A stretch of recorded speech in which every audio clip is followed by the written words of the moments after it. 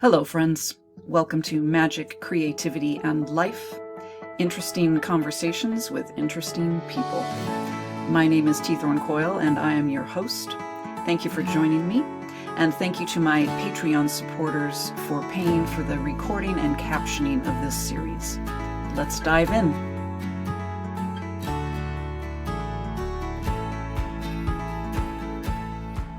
Welcome to Magic, Creativity, and Life.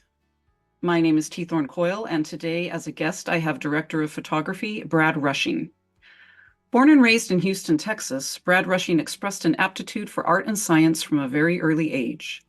Brad has been Director of Photography on multiple indie films and high-end award-winning music videos for artists such as Britney Spears, Mariah Carey, Lionel Richie, Nelly and Eminem. His groundbreaking work on Moby's We Are All Made of Stars won an MTV Video Music Award for Best Cinematography in a Video, and many of the other music videos he shot have won awards such as VMAs, MVPAs, and Grammys for Best Video. Brad's recent cinematography highlights include the Netflix original feature films A California Christmas and A California Christmas City Lights, Holiday Harmony on Max, Alarmed on Tubi, and The Island on Starz. Each of these films spent more than a week at the top 10, and all of them hit #1 for popular movie on their respective platforms. Brad's cinematography in Holiday Harmony was nominated for a Canadian Society of Cinematographers Award. He is a longtime vegetarian, animal lover, artist, musician, and songwriter. Recently, Go, an original song written and recorded by Brad, was featured in the Warner Brothers Max film Holiday Harmony. His song Just Call on Me, featuring Ukrainian vocalist Lilia Kaisel, releases on February 24th, 2024. And you can find him at bradrushing.com. So Brad, thank you so much for joining me. So welcome. I first encountered you in the podcast series Film Courage. Okay. And I was so impressed by your kindness, your level-headedness, and you just have a stable way of thinking about creativity, which I really appreciate. I appreciated you talking about how artists don't need to believe in themselves to be successful, and your emphasis on just getting in there and doing the work. So I want to start with that. What is first of all, what drives you to create, and why is that more important to you than a sense of feeling successful or being successful? Well, you're separating something that to me is fundamentally one and the same. Okay. Like creating. So to me, success, I mean, look, there are different kinds of success. There's personal success, there's financial success. But to me, the most profound and meaningful success is success at authenticity. Like, are you being the most authentic expression of yourself?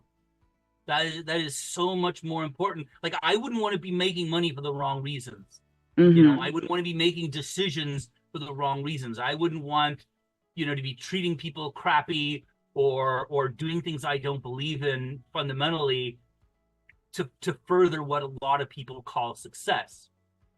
Right. So to me, being an authentic expression of myself is the very highest level of success. And so it, to me, is synonymous with being creative because, humans are a multiplicity of possibility and a multiplicity of potential. And it can be everything from social to relationships to career to just everything that we have the possibility to be and to do. And each of us have different aptitudes. Some people are better at this and some people are better at that. And the thing that, for me, flows with the least amount of resistance is creativity. Mm-hmm. There are times that's absolutely all I've got, and everything else I feel like I'm an absolute disaster at. Right. But creating is something that I've always been able to do. And it's not to say, I mean, the angels didn't come down and bestow it upon me. It's been in my heart, and I had to passionately pursue and develop. But because it was such a part of me, I put in the work, I put in the time. I don't want to perpetuate this illusion of talent. I don't believe in talent. I believe in a passion to do something, and then you work hard as hell, you commit and you persist to develop those skills. It's that simple. I don't think that I do anything that anybody else can't do, but for wanting to do it and being willing to commit. So I want to be very clear about that. But that's the thing that to me has always been, it's been an irretrievable part of myself. I've had plenty of those come to Jesus conversations about, you know, do you want to be a starving artist? Do you want, you know, are you willing to trade these things to have your creative career? And I would always come to the conclusion of considering any other possibility that the price would be too high. Like, I would resent anything I traded it out for. I would be so resentful for what it cost me. And that's just when I knew that I just didn't have any other choice. So for me to be that truthful version of myself, I in the most important way I can't be any more successful. I am really similar, and I agree with you. Thank you so much for that. I have always, you know, now I'm a full-time creative person. That's how I earn my bread. But my whole adult life, I've always taken weird, odd jobs so I had time to create. The creativity was far more important to me. And the root of the word desire means to follow a star. And I've always followed that star of creativity, passion, you know, desire. And to me, that's how I access life force and how I connect with the world. It also connects back to my spiritual practices. And so my daily practices lead me to creativity and feed my creativity and vice versa. And I'm wondering if you have any sorts of practice that help keep you connected to your authentic self and to your creative flow. Well, for one thing, I just want to give the context that this is a world that has commercial interests that want to impose an ideal on what each of us should be. Right. Like, they want to give you your identity. And that's true of everybody and every demographic, whether you're a 13-year-old girl or a 58-year-old man, whether you're gay or straight or, you know, conservative or liberal. There are commercial interests that want to tell you what you should be and how you show up. The most important thing is for each of us to know our own heart, to have that unfiltered presence of mind, to reject others labeling us, you know, to not let somebody else or something else give us our identity. And I think that the one true indicator that you are inside of your true identity is when you are comfortable enough to accept and love others. Because if you fear others, if you feel threatened, then I think that is not your true self. Like, there's ideas and concepts have been imposed upon you, and you feel restricted. You feel like you have to fight back against a thing. And my feeling is that thing is that you've had an identity imposed upon you. So to understand each person's own heart, and you know, not everybody is going to have the passion to be a creative person. Everybody, whatever their passion is right for them. You know, it's like if they want to, you know, be a doctor or a scientist or a lawyer. I mean, whatever their calling in life is, because obviously life is all about that multiplicity. Again, you know, some people are far better at the things I'm shitty at, thank God. Right. You know, but you know, so that's just kind of my preamble to say that, you know, the things that move you deeply, whatever those are, you know, like, you know, some people are just super moved. I have a friend who's in the restaurant business, and he just loves, you know, feeding people and nourishing them and having those Right. moments with their families, and it's so meaningful to him. And again, I think that a lot of the best aspects of humanity are contribution, like, you know, not necessarily what's in it for me, but what do I have to offer? What's the piece? It's like that story we heard as kids about the stone soup, where the guy had no food and he has this cauldron and he fills it with water and he's putting rocks in it and boiling them, and people from the city come, what are you doing? I'm making stone soup. Oh, I would really like to try that. You know, I have some carrots. Can I put some carrots in? Can I put some celery in? My soup's going to be vegetarian, by the way, but can I put some tofu in? Whatever, you know? Right. Then suddenly now this guy's got food and friends. Right. And I think that that is the most incredible paradigm. And I think it's essential, again, for us to be ourselves, because if we are being somebody we're not authentically, or if we're being an identity that's been imposed upon us, we are attracting the wrong people. We are attracting the wrong opportunities. We're attracting the people and opportunities that belong to the facade that we've adopted or has been imposed on us. So again, it's just that exercise. And I've always kind of intuitively had a sense of who I am. I recently have been uncovering these lyrics that I wrote to songs when I was 15 and 16. And I think, my God, I could have written this today. Wow. So from a certain point of view, I'm like, have I not evolved? Am I still the same insecure person who feels so alienated and lonely and frightened? But also, you know, I'm like, I guess I really do know my heart. I do know, you know, what's in there. And I think I you know, I only recently, in recent years, learned that if you know the Myers-Briggs types, I'm an INFJ. And a friend taught me a word I'd never heard before called sapiophile. It's a person who is attracted to intelligence, which explains so much. I mean, there's so many anecdotes I could tell you about my adolescence where I mystified myself and my friends, but I'm like, looking back with that filter, I'm like, well, it all makes sense now. Yeah. You know, but even when it didn't make sense, I wasn't pretending, you know, to be like somebody else. I'm like, well, you know, this is how I feel. So that's just what's up. And I never felt a need to be like other people. And so I gravitate to people who are eccentric and oddballs. And I'm like, look, if you are willing to rock your weirdness, then I know that I can rock my weirdness. And I'm like, those are the people I feel safest with. And again, it's not to say that all people should be weird, but it's like, to be that in a society that wants conformity, it tells me that that person has a certain level of bravery and authenticity. And it might not even be bravery. It might just be, you know, like, there's no hope in me trying to be anything other than myself because I just can't, you know, so they own it.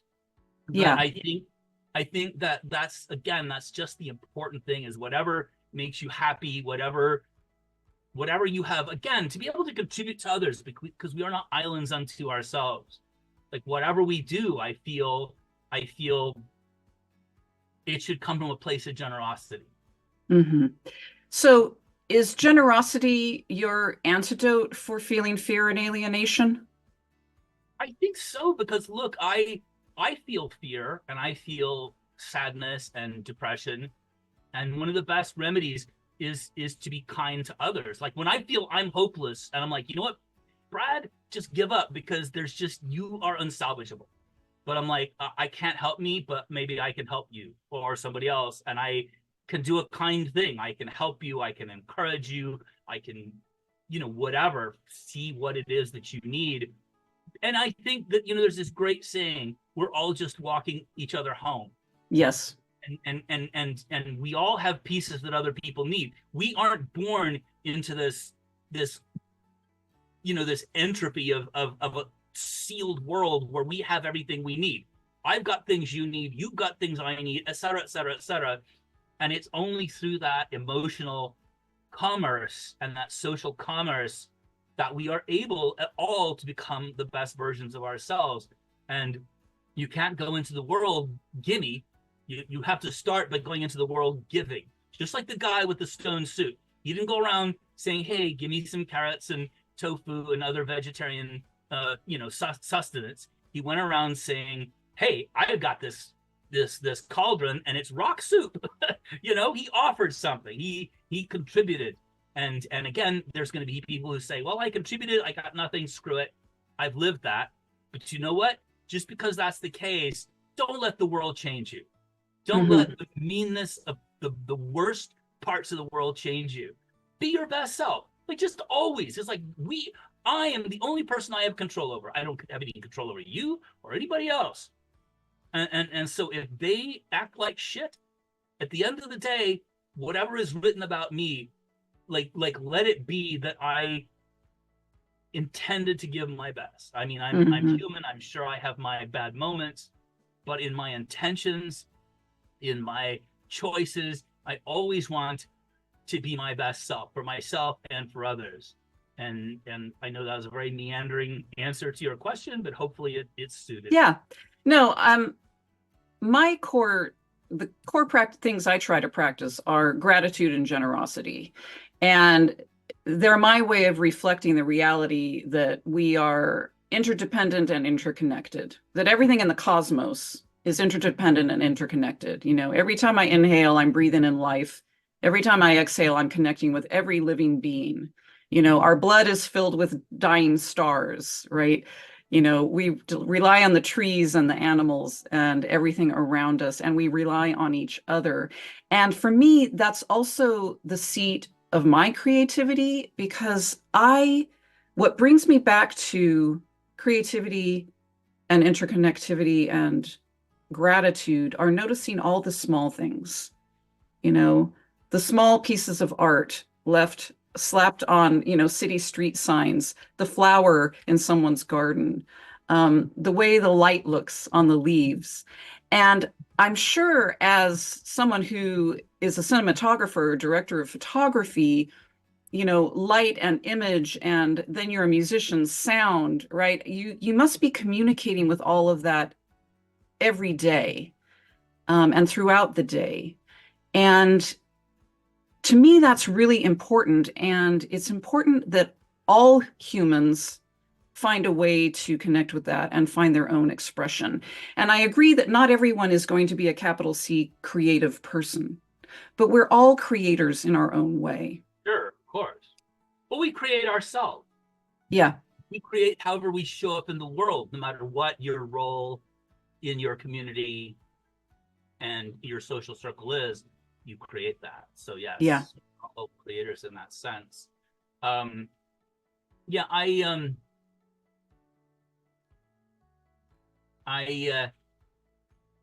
think it's. I'm sorry, I've completely lost the thread. What was the? That's okay.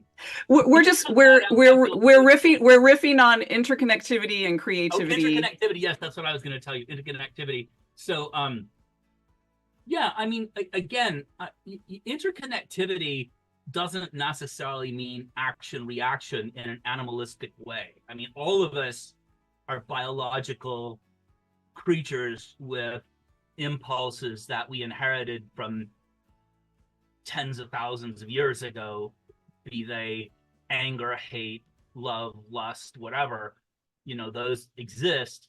But we also have the intellectual capacity to choose, you know, the influences and the choices that we make. And what I mean by this is something that I've been practicing is that because of those impulses within us, an event will happen, a person will do or say something, and we'll be just charged with adrenaline. And it's like, you want to be mad, or you're like, you hurt me, I want to hurt you back. You said a bad thing to me, I want to say a bad thing back to you. uh, I don't know if there's ever been a circumstance in my life where that made anything better. Right.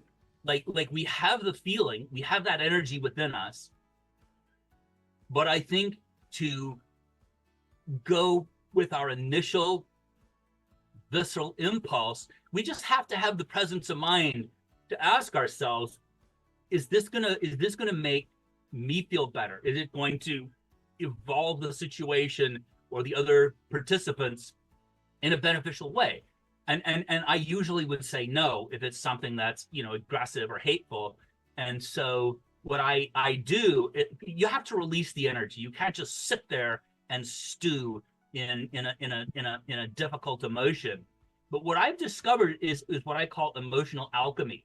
So if I am in that moment of being all worked up, and I instead do something kind for yet a completely other person, yeah, if I make a donation, if I call somebody who's lonely, if I do send a gift to somebody that they're not expecting, it dissipates that emotion. It literally, just because you're angry doesn't mean you have to act angry. If you're angry, you need to release it, but you can release it as kindness. You can do the good thing. You can go out and be in nature. You can be with your pets. You can go help somebody. You can tell somebody you love them. You can, if you're angry and you're hurting, you could go on social media and like think of like what is some inspiration that arises out of this. That is not the end all be all. It doesn't have to be, oh, this is horrible and it sucks and it's shit and blah. You can say this bad thing happened to me, but I'm present to this, or here's a context, or here's how I want to divert it, because we are responsible for what we put into the world. We are responsible for how we show up, in that we have a choice. I guess you could just vomit your primal impulses all over the world, but when you look at it and you say, I've made a choice, and what are the consequences of that choice? Are those going to be as beneficial as you transforming it and doing something kind or contributing something positive?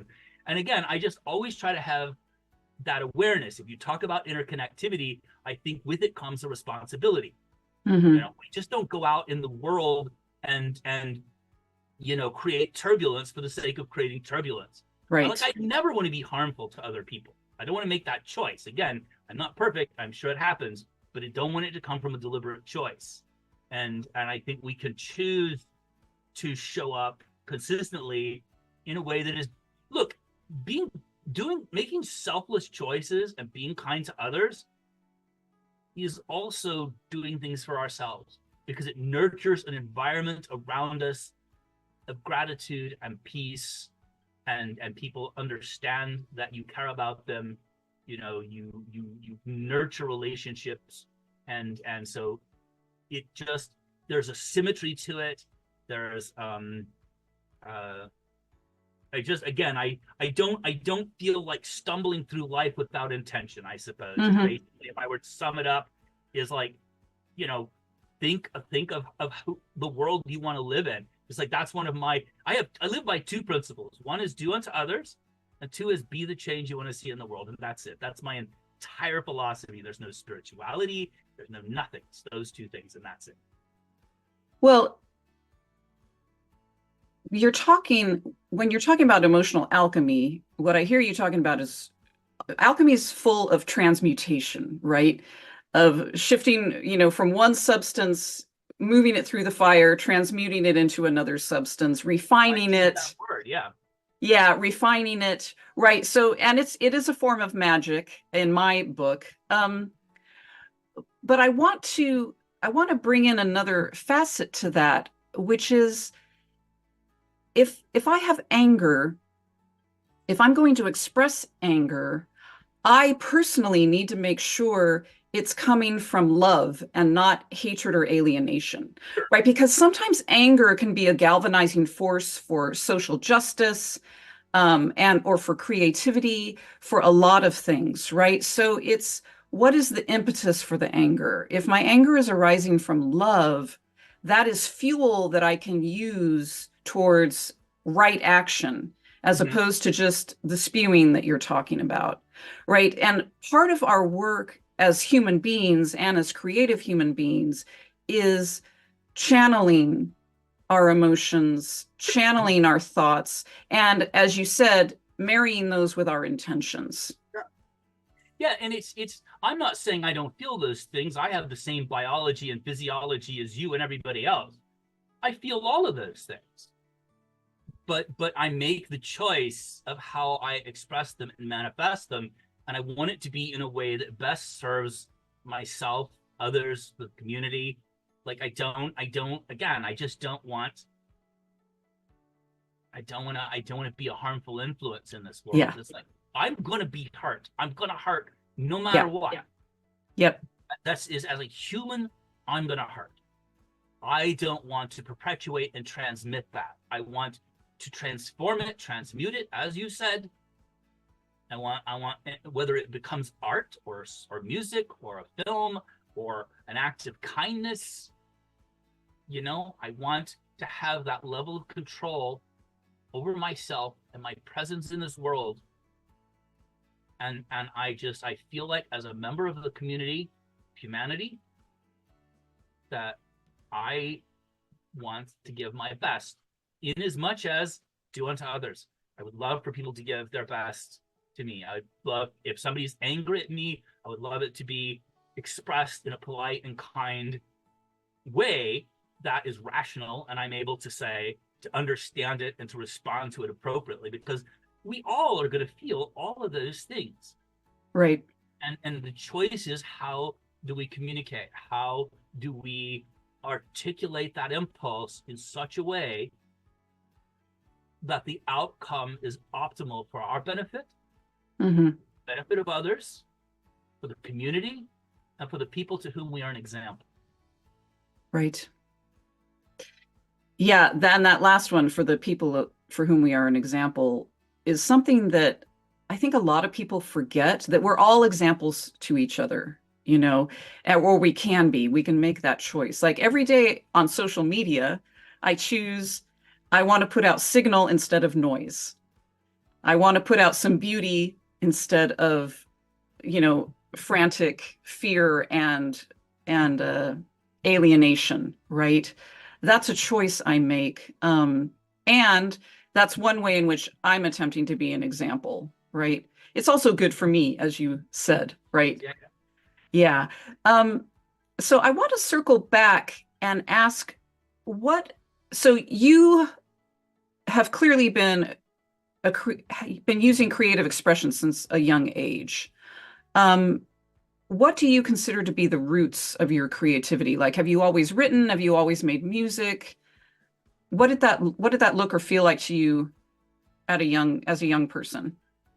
When I was a little tiny kid, the first thing that I did was draw. Like I Mm, drew, and I loved art classes, and I picked up music in my teenage years. Filmmaking came later. Filmmaking came at the end of high school and college. And it was actually not even until I got out of college that I committed to a career in filmmaking. When I was in college, I had a double major of fine art and film, and I was in bands and recording and writing music all at the same time. right. Yeah, it's just self-awareness, really. It's like, Hmm. I didn't choose it. It's just like, that's who I am. I can't help it. Yeah. And it's just such a part of me that I couldn't exercise it. If I wanted to, I would die. I would like cut out my heart. And I think that it's when I was very young, I realized I was in so many fundamental ways very different than a lot of my peers. Like you, I was looking at leaves and raindrops and ants and grass and Yeah. clouds and trees and I just have this profound affinity for animals. And like if I go over to somebody's house and they have an animal, I get down on the floor. Yeah. There's no decorum, there's no politeness. I'm like, yeah, nice to see you guys, and then I get down on eye level with the animals, and that's what I do, and I have no reservation or shame or regrets. But it's all, again, I guess for me, because I realized I was so different, there was no hope of conforming. Yeah. There was Me no either. possibility. And so I just didn't try. And it was very Yeah. liberating. I mean, at the time, it can be really hurtful because Yep. you misunderstand people, people misunderstand you. I was shy, and I only found out years later that a number of people thought I was stuck up. I was like, I was Yep. never stuck up. I was terrified of you. I didn't talk because I was so shy. And I thought you were like, these perfect, athletic, beautiful people. And I was the art nerd. And, but I guess they thought because I had skills and was a clever person that somehow I thought I was better. But my brain doesn't even work that way. Again, that's just a prime example. It's like Yep. Like, my brain wouldn't think that. I wouldn't think you think you're better than me, because that's not a thought process of mine. I mean, Right. at best, I think we're all equal, and at worst, I think everybody's better than me. You Yeah. know, so it was horrible. It was horrible. It was horrible. Parts of it were horrible, but it was terrifically liberating, because I'm like, there's no possibility on this earth. Like, there's no I'm not going to keep up with fads. I'm not going to try. I'm not going to do the football thing. I'm not going to do. It's not me. And I paid the price, and I suffered the consequences. But I'm like, you know what has no resistance is creating, and being with the strange people and the peripheral people and the ones who, I mean, in a way, we're all kind of wounded, but in another way, we're sort of ridiculously brave, because in a world that demands conformity, we're like, yeah, I'm not going to do that. Yeah. That's how I always felt. I was never rebellious. I just did what made sense to me. And what I call the overculture didn't make sense to me, Over. right? So I just did what I did, and was who I was. Um, that's great, Brad. Thank you for that. So can you talk to us a little bit about the alchemy of filmmaking, right? You're working with a group of highly skilled, dedicated people on the job, all trying to work together with their own skill sets, their own part to play to make this form of magic, to put out in the world so people like myself can enjoy it. What does that feel like to you, to work so creatively, intimately with other people? The first thing that I'm going to qualify is say, I'm going to quote this wise sage, this wise little green guy who once said, "There's no try, do or do not." Yeah. You know, there is no rehearsal in life. We're not trying. We're doing the best we can in the moment with the best information we have at hand, and that's it. We're doing it. There's no trying. So, that's not to say that we ever get it 100% right, but the conceit that we do is the thing that intimidates people who aspire. Mm. So it's bullshit to think that I don't make mistakes. It's bullshit to think that I'm even close to perfect at any of these things. I'm just either brave enough or crazy enough to just jump out of the plane. I'm never going to jump out of a plane. I hate heights, but you know what I'm saying? I commit to the vision. I commit to the thing, because it's inevitable and it's inescapable. I can't be anything other than myself. And so I just embrace it. I throw myself into the fire. And I think that's one of the things that a lot of creative people do, especially in a group of filmmakers. All of that's just overthinking. Like, am I trying? Am I trying hard enough? Am I doing the right? You know what? If you're thinking about, there's so much to manage with all the flying monkeys and flaming cats. If you're thinking about that, you're not on point. And even like when I write music, like, I don't put a lot of thought into it. It's so much of it, the lyrics, the music, it's stream of consciousness. I'm just like, oh, it's literally like throwing up. Look what came out. Oh my God. And then afterwards, you can shape it, you can edit it, you can do things, but you can't interfere with that. If you are micromanaging that moment of creation, you're fucking it up. And the same thing with the filmmaking. And it's so essential that you're with people that you have alignment. Mm. If you are creating by yourself, you can do whatever you want. You can be Right. weird, high, and whatever. But Right. if you're working with other people, you have to play nice. You have Yep. to like whatever your mode is. And that, there are people who have different modes of working than I do. I don't like anxiety and stress. I like family. I like harmony. I'm not one of those people who believes, some people, to me, very weirdly believe in incentivizing with fear and intimidation. Yeah. That's madness. Right. I want at the 13th hour, if we're going over and it's not comfortable, I want people to say, no, this guy treats me right. He's honest, and I'm going to stick with this uncomfortable situation, because I know I can trust this person. I know this person is here for the right reason, and I know that on the back end, they're going to take care of me. I don't want them to be like, you know what, time's up, screw you, you're an asshole, I want to go home. Yeah. And you know, and it's also about finding those people who feel the same way, who are showing up for the reason you're showing up. And again, I emphasize that my way is not the right way. There is no right way. There are different ways, and we find the way that works for us, and we find the people who are aligned with that way, and that's the process that works for me. Harmony and kindness and generosity work for me. And I've done this enough that I'm like, everything will work out. Like I was on a commercial shoot once and things were going sideways and people were kind of losing their shit. And somebody looked at me and I was sitting there calmly and they said, "Why aren't you more upset?" I'm like, what's it? It's not going to do anything. And we have the right people. We always figure it out. We will figure it out. And expending this energy to get chaotic, we're wasting time. You know, we're freaking out everybody below us in terms of the hierarchy. So, you know, it's like I've never been on a job, I've never had a creative endeavor ever that didn't work out in the end. I have also never had a creative endeavor where things didn't go wrong. Right. It's like literally, I say Murphy is always on the call sheet, whether you put him there or not. It's not if something's going to go wrong. It's what and when. And then if you've been around the block long enough, you anticipate. Like one of the things I do is even on shoots that have no visual effects, if the budget allows, I have a green screen and a blue screen.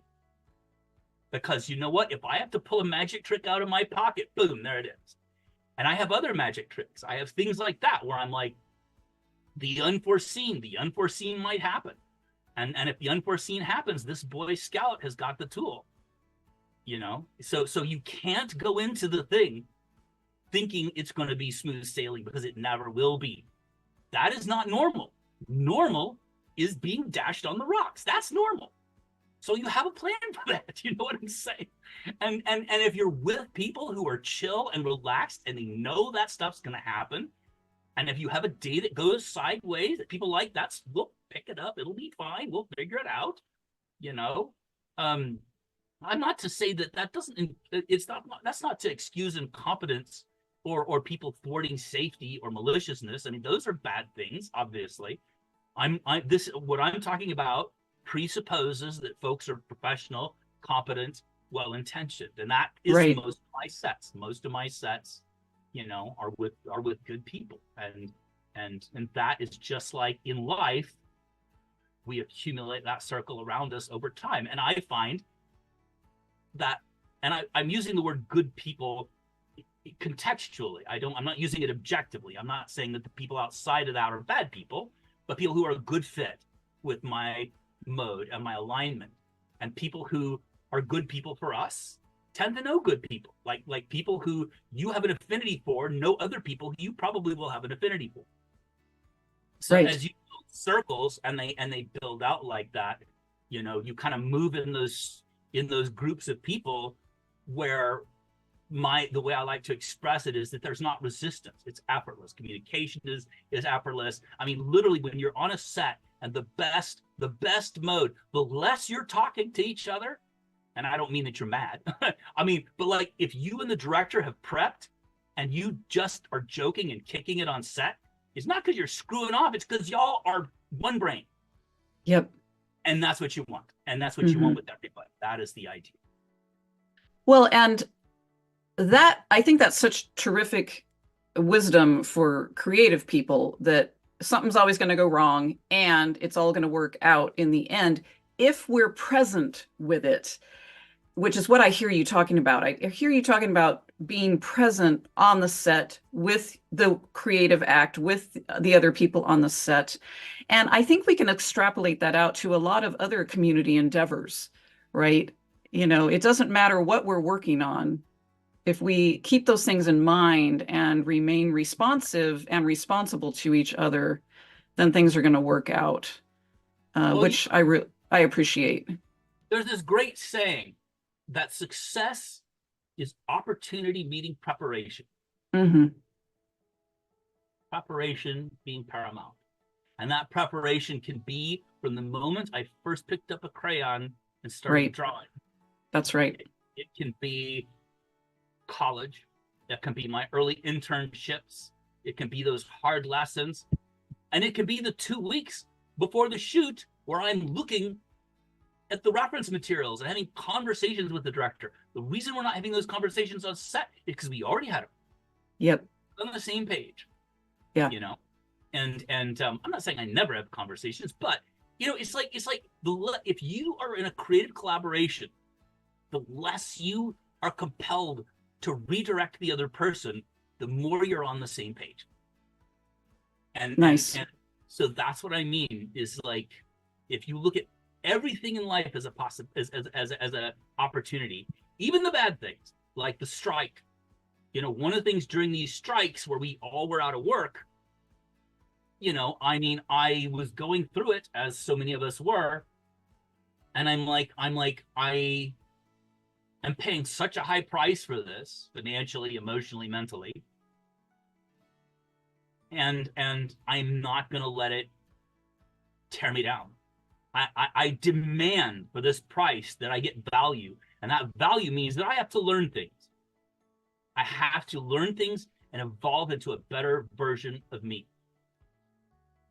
And so I took a really bad situation and insisted that it become an opportunity. And again, that's the alchemy. It's like, bad crap's gonna happen. You know, let's not even call it bad. Bad is such a judgmental word.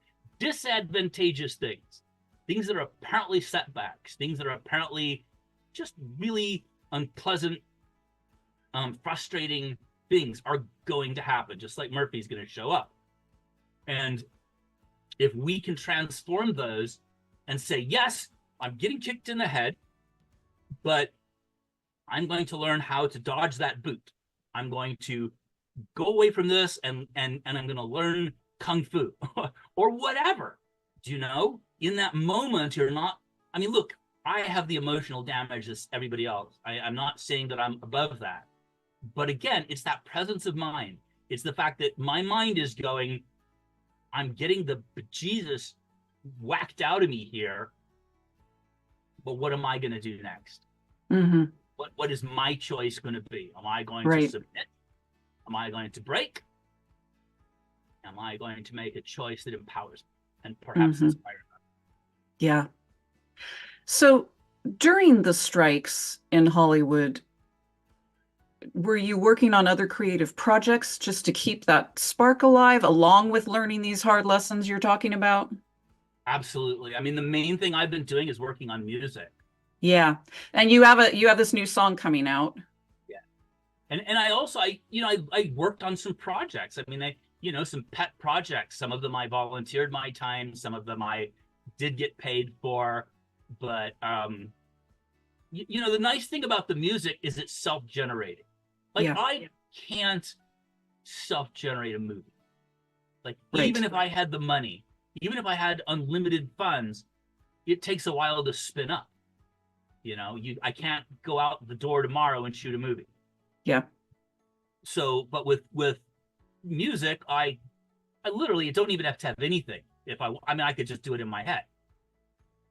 But I can have a guitar. I can have, I can record on my phone. I can, again, I'm not going to make the professional recording on my phone, but I can record a demo on my phone. I don't know. Maybe I could do I don't want to be the kind of guy who says you can't do something. So maybe you could record a professional thing on here. And I know they have multi-track software now, but I'm just thinking like voice memo. But you could probably do something nice with a voice memo. If, it's just understanding the technology, understanding the limitations, and working with those. And even if it still sounds shitty, then make that aesthetic a deliberate choice. Yeah. But it's so empowering and it's so essential, to not, for your happiness, to not be subject on the whims of others or the whims of caprice. Yes. You really have to, it's okay to have those bigger things. I mean, obviously I'm a cinematographer. I shoot movies. I love them, but it can't be my only thing. I've got to have, because I need the creative things, I need to have other ways to engage that. And so with the music, I mean, I wrote a ridiculous amount of songs. I counted up, I wrote 40 new songs last year. Wow. It's unprecedented for me. And then I've written a ton this year. And I'm not only writing, but recording these bloody things. And Hmm. I'm not doing it from a commercial point of view. I mean, the genres are absolutely all over the place. Everything from, synth stuff to heavy metal to country to I did something that's kind of got a Henry Mancini bossa nova feel. I do what I want to do. I'm not trying to be an artist and create an identity. I'm just like, I moved in that direction, so I indulge it. Yeah. And it's really been a great place because, speaking of the alchemy again, creativity is that alchemy of turning pain or happiness or any emotion into an expression.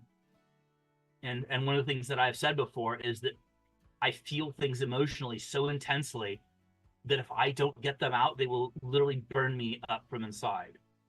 And so to create a thing is to take it outside of yourself and to trap it into that. Like Mm. you get that energy, that energy that would destroy yourself, and you made a song or a painting, or you wrote a poem, or you wrote a story, or you made a film, or whatever. Again, we already talked about creation.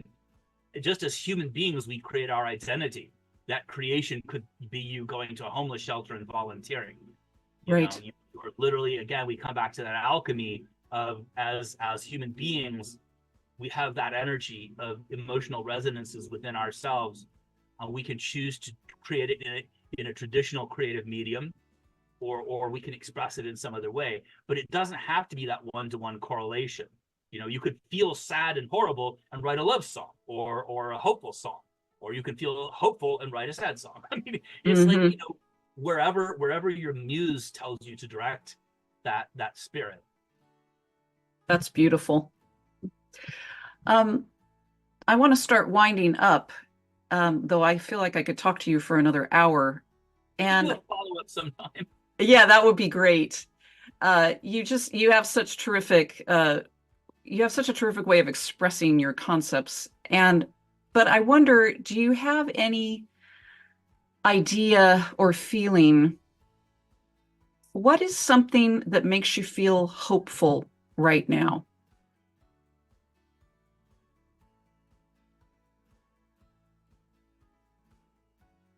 um well, two things. I'll give you the internal and I'll give you the external, starting with the external. There's this great quote of Mr. Rogers, who was talking about when he was a kid and bad things would happen in the world. And his mom would say, when things like that happen, look for the helpers. Right. And we're in a very tumultuous time in this world. And as an empathic person, a lot of that infiltrates into me. Yes. And it's something that I don't feel is beneficial for me to necessarily react directly against, but I feel it same as everybody. And Yes. in terms of conflicts, I have friends representing all different aspects, different cultures, different countries, and it's not possible for me, to take sides in anything other than humanity and, like, kindness and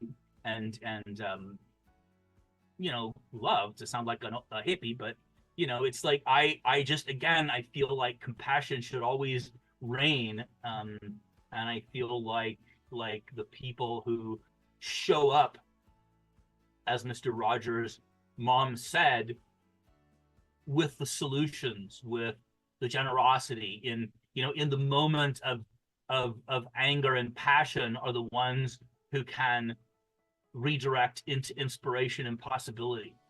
That's who I look for. That's who I want to align myself with. I like to think, when I see media and social media platforms and news and all of the pain and negativity and fear, I want to be the antidote. Hmm. I'm not saying the antidote, capital THE, but I want to be a contributor Yes. to that potential. I want, even if I just make somebody smile, Hmm. or if I give them hope, and maybe I'm not addressing this situation, but I'm uplifting in some positive way. And they always say that, well, what can I do? I'm one person. I mean, I can't go before the United Nations and obtain world peace. That's not my skill set. I don't have that access. I don't have that passion, to be honest. But what can I do? Each of us, like I said, each of us has elements that we can contribute to the others. And what are my elements? And I'm not such a naive idealist to say that I'm going to, solve the world problems with my creativity. But the creativity is a medium for a message. It's a medium for a vision. And I think if your message, like at the core of all of it, more important than what we create, more important than the images and the sounds and the words, is where does it come from? Does it come from your heart? Is there generosity? Is there a place for others? Is there inclusiveness? Is there something where other people can see themselves? Is there hope? Does it let them feel seen? Does it let them feel less alone? Does it alienate, or does it embrace? Right. And I don't pretend to have the answers for these things, and so much of it is me going on intuition. But again, it's me making the choice. Like if somebody hurts me and I lash out in anger, I've contributed. I've added a drop to that bucket. Why? It didn't make it any better for me. It didn't make it any better for them. I have to release it. I have to. But why don't I put it in the bucket of maybe this is kindness or generosity?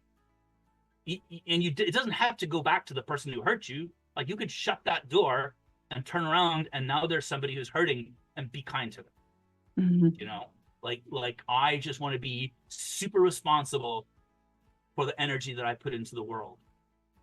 And I want to be super responsible for the messages and the way that I treat people, not only because of the resonance of it, but also, like I said, the example. If we're going to be examples, let those be examples of patience and kindness and generosity, coming back again and saying, do unto others and be the change you want to see in the world.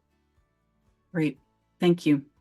Sure. So can people find more about your music and films at bradrushing.com?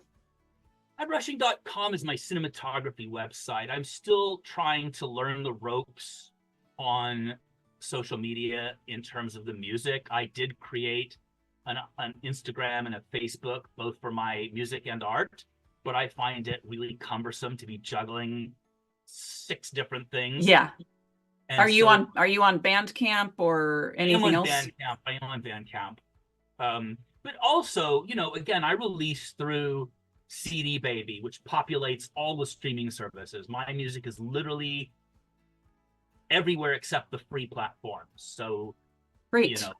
Amazon, YouTube, Spotify, Pandora, it's on all of those. And so, my main Instagram, which is Brad Rushing DP, and my main Facebook, which is Brad Rushing, are they're kind of a conglomerate. The Instagram is more professional. There's not quite, the personal anecdotes and dissertations.